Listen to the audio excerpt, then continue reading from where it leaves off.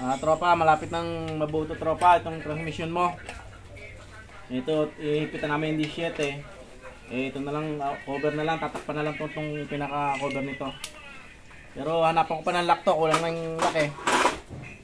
Hanapan ko pa ng lock.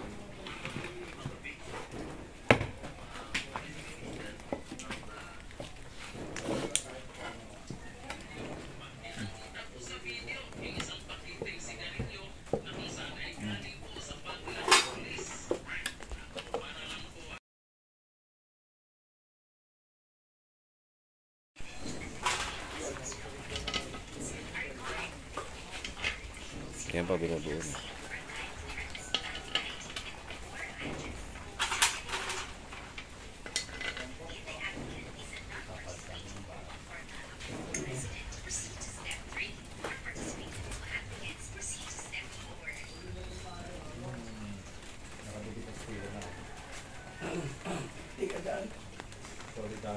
Magandang hapon mga tropa.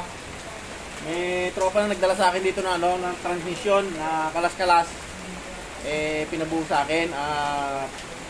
Hindi meron daw naging diferensya. Kanyang transmission, makailang kalas at buo na rin.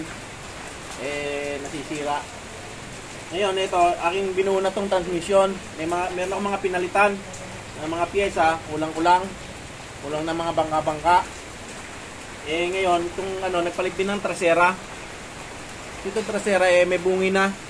Kinabit ko na to, kinalas ko ulit.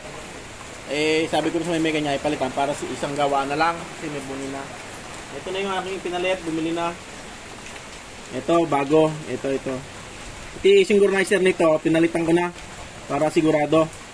Trasera kwarta. At yung bangka-bangka niya, nagpalit din ako. Kasi hindi ugma. Pinalitan ko na.